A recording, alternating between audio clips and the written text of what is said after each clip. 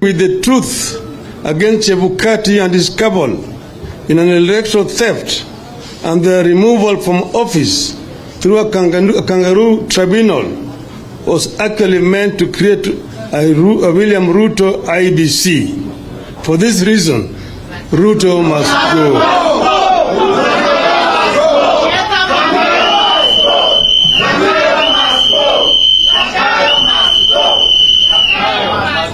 Seven,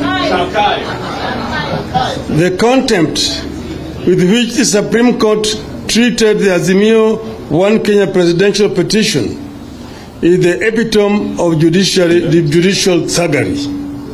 From the judge's subservient and unprofessional, physically biased remarks and the recent public dalliance with Ruto, the Supreme Court judges confirm Ruto's complete judicial capture.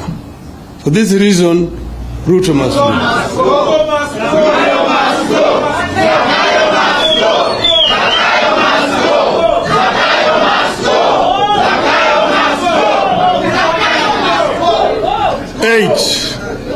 8. The accumulation of all powers, legislative, executive, and judiciary by Ruto, the perfect definition of tyranny and dictatorship. Ruto is buying the legislature, influencing the Supreme Court, and the sole executive decision maker.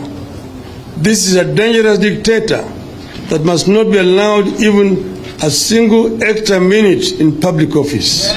For this reason, Ruto must go. 9.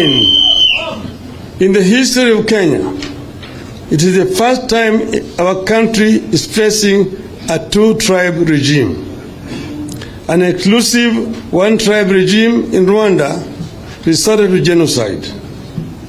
In 2007-08, the security forces were unable to control the violence in the Rift Valley simply because of a one-sided security force.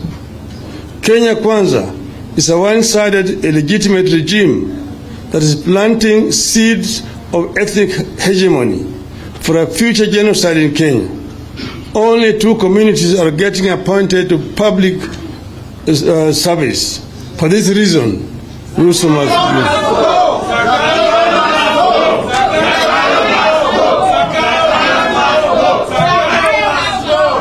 10. The creation of unnecessary and unconstitutional offices in the public service, including those of their spouses, daughters, and sons, at the expense of an already overburdened public and an empty exchequer, is a cruel ploy by Ruto to reward his cronies as he continues to loot the public resources through proxies. For this reason, Ruto must go.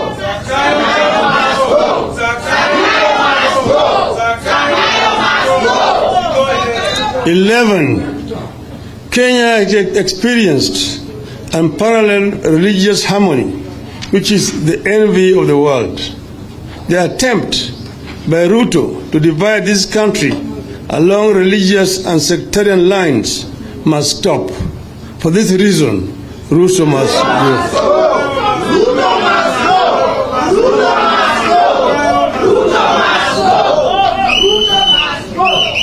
12. The tribalization and ethnicization of our civil service by this illegitimate regime through targeted sacking and firing of legitimate public appointments is a career killer and a recipe for future genocide. For this reason, Ruto must go! Ruto must go! Ruto must go! Ruto must go! 13. Even though the case was stopped, the murder of the ICC witnesses did not and cannot relieve anyone of responsibility for crimes against humanity.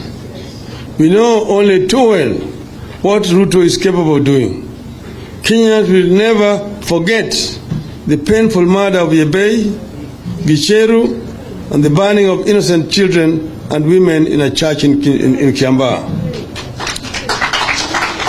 Neither will we forget the deaths of Msando, Jacob Juma, Kenei, and others. For this reason, Ruto must go! Ruto must go! Ruto must go! Ruto must go! 14. The grabbing of public land in Ruai, section of Ngong Forest, parts of Eldoret Municipality, parts of Langata Primary, Mr. Muteshi's farm, and many other public utilities can no longer be tolerated by Kenyans. And for this reason, Ruto must go! Ruto must go! Ruto must go! 15. According to the public records, Mr. Gachagua, who was the district officer 1 in Laikipia, was summarily dismissed from office on the 30th of July, 1997 for gross misconduct, desertion of duty, and reported mismanagement of relief food for Laikipia district. This is a clear show of unsuitability and incompetency. No wonder Gachagua has impudently alluded that Kenya is a company with shareholders whose resources are distributed discriminately on the basis of shares. Today, we begin telling Ruto and Gachagua that we indeed are the true shareholders in this country. All the people of Kenya are collectively shareholders in our country. We begin telling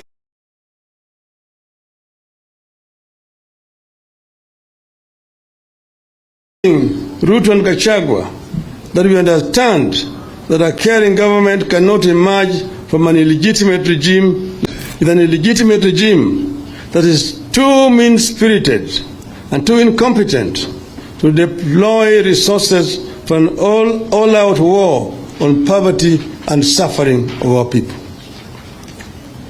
We have no more patience for an illegitimate regime of hypocrites and fake humanitarianism. We begin telling Ruto and Gachagua that we can't keep living on false promises. We begin telling Ruto and Gachagua our clear understanding that when we keep taking painkillers long enough, they will cease killing the pain. And that is when the real pain will begin. Kenya is ripe for a people's movement for the defense of democracy.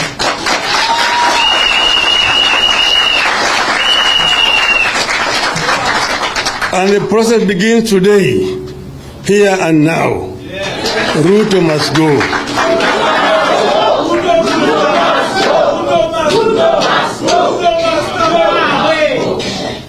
We launch a campaign of defiance of peaceful picketing, peaceful protests, boycotts, strikes, disobedience, peaceful petitions, peaceful sit-ins, and peaceful demonstrations, and it begins today and now.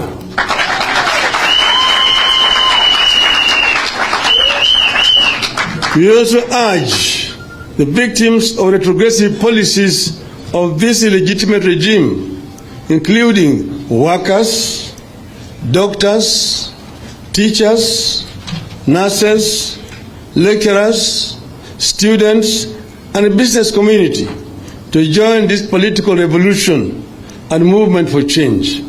We are stronger together.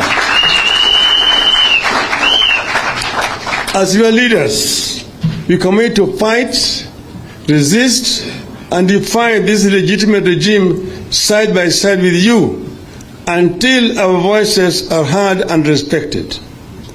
We recognize that only through hardship and sacrifice can our cries be heard and acted on.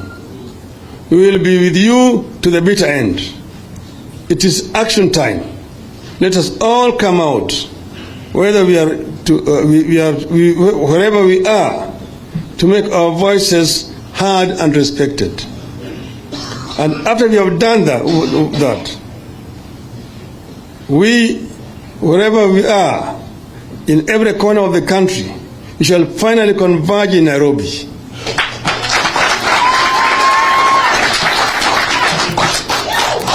Take note that on the 20th of March 2023, you have a date with destiny in Nairobi. I repeat, take note that on 20th March of 2023, we have a date with destiny in Nairobi.